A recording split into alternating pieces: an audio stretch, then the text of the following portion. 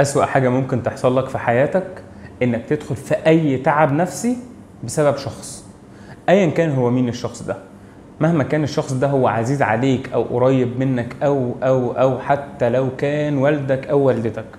أسوأ حاجة ممكن تعملها في حق نفسك هو إنك تسلم إن حياتك النفسية بتكون متعلقة بشخص يلعب فيها زي ما هو عايز، إن حياتك النفسية تبقى متعلقة بشخص يضرك وقت ما يحب ويفرحك وقت ما يحب ويزعلك وقت ما يحب، يبقى مؤثر في حقك بنسبة 100% وانت لسه متعلق بيه، يبقى انت تعبان نفسيا جدا بسببه ولسه مكمل معاه، او لسه مكمل معاه على نفس الوتيرة اللي هو عودك عليها.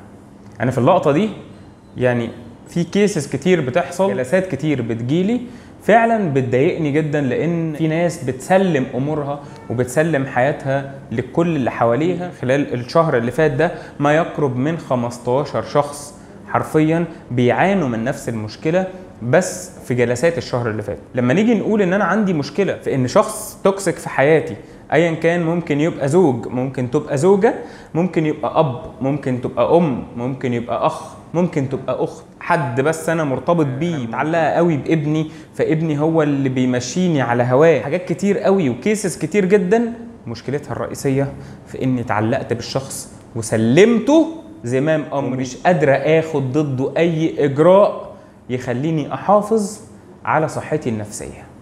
صحتك النفسية هي اللي هتخليك تدي بقوة، وهي اللي هتخليك تمنع العطاء. صحتك النفسية هي اللي هتساعدك تكون جامد، صحتك النفسية هي اللي هتساعدك تدي في حياتك بعد كده. لذلك خلينا نتفق مع بعض على اتفاق، لو انت الطرف في العلاقة اللي بيسمعني دلوقتي اللي مسيطر قوي على ولاده ومسيطر قوي على مراته وحياتكم متدمرة، اعرف ان انت بتخلف وعد ربنا امرنا بيه، واعرف انك بتخلف آية ربنا اداها لنا وعلمها لنا في حياتنا، الا وهي لست عليهم بمسيطر. انت دورك انك تذكر، فذكر انما انت مذكر، لست عليهم بمسيطر. والآية التانية بتقول ليس عليك هداهم. انت النهاردة عايز تسيطر على كل حاجة ممكن تبقى محيطة بيك عشان انت شايف ان زوجتك دماغها مش حلوة، عشان انت شايفة ان زوجك دماغه مش متزنة، عشان انت شايف ان محدش هيفهمك فما بتديش حد الصلاحيات وبتعمل انت كل حاجة بإيدك وترجع تقول انا لوحدي وبعمل كل حاجة لوحدي ومحدش بيساعدني في اي حاجة. كل الكلام ده بيفرق بشكل كبير جدا في صحتك النفسية في المستقبل. لما هتبص تلاقي نفسك بقيت وحيد، هتلاقي نفسك بقيت انت محتاج سند ومش لاقي، لانك مش واثق في حد يسندك، انت واثق في نفسك وبس. خلينا نقف مع بعض وقفة في الحتة دي ونقول ان كل مرحلة مطلوب منك انك تعمل دورك وتفوض ادوار الاخرين ان هم كمان يعملوا ادوارهم. ما تعملش انت كل الادوار، ما تقومش بكل الادوار.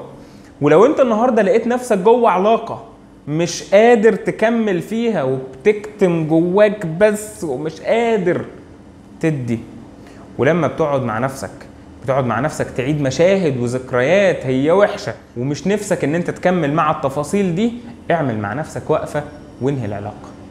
ايا كان الموضوع هو ايه وايا كانت العلاقة هو مين، انهي العلاقة او سطح العلاقة، لان حياتك جوه العلاقة دي بتتدمر ومستقبلك بيتدمر وصحتك النفسية بتنهار وانت مش هتلاقي نفسك تاني.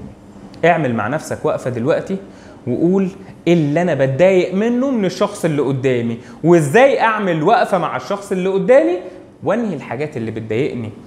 تقدر تتقبل لدرجة كام وتقدر تفوض لدرجة كام عشان خاطر حياتك تتزن وحياة الشخص اللي قدامك يتزن. اترك العنان للناس اللي حواليك، اترك لهم العنان يفكروا بدماغهم ويتصرفوا بسلوكياتهم ويعيشوا حياتهم زي ما هم عايزين، لان انت مش رقيب على حد. انت دورك انك بترشد، بتقول، بتنصح، بتوجه، لكن مين هيتحاسب عن فعله وعن تصرفاته؟ الشخص نفسه. كل نفس بما كسبت رهينة. وخد بالك ان لا تزر وازرة وزر اخرى، فانت مش هتتحاسب عن حد خالص غير عن تصرفاتك، وهو هيتحاسب عن تصرفاته. هتتحاسب على انك ما نصحتش وما علمتش، هتتحاسب، فانصح وعلم، ولكن الفعل ده دوره هو.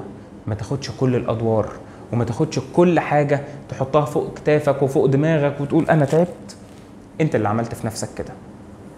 معلش، اعمل مع نفسك وقفة وعيد حساباتك، لان انا جاي لك النهاردة، لان ربنا بعتني ليك النهاردة عشان تعمل الوقفة النهاردة. دلوقتي بعد ما تقفل الفيديو هتعمل مع نفسك الوقفة وتعيد حساباتك تاني. اياك ثم اياك ثم اياك اي شخصية في الكون تسيطر عليك. لو سمحت لحد ان هو يسيطر عليك فانت السبب. لو سمحت لنفسك انك تسيطر على حد فانت غلطان وهو السبب. خد بالك كويس جدا انك تعيش دورك الحقيقي وتفوض ادوار الاخرين ليهم، عشان ما تدخلش في امراض مش هتلاقي لها علاج، وامراض صعبة وامراض مزمنة تانية حرفيا ملهاش علاج حتى الان، وعلاجها الرئيسي في تفاصيل الافكار الرئيسية اللي احنا اشتغلنا بيها ومشينا حياتنا كلها بيها، واحنا وصلنا دلوقتي للنتيجة. اعمل مع نفسك الوقفة، ولو مش قادر تعمل الوقفة دي مع نفسك خلي ليك منتور، خلي ليك شخص كبير بتثق فيه، اقعد اتكلم معاه واحكي له عشان تعرف تعمل وقفة صح، عشان يرشدك على المعلومات السليمة فتقدر تعمل مع نفسك وقفة سليمة.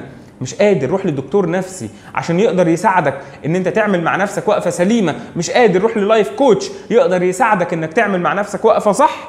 بس المهم انك ما تستمرش في الباطل، لان تدهور الحالة الصحية النفسية بتجيب لك كل الامراض اللي انت ما نفسكش تحصل لك، وملهاش علاج وملهاش ملكة. فخد بالك من صحتك النفسية، ولو احتجت حاجة هتلاقينا سبورت معاك في ظهرك دايما.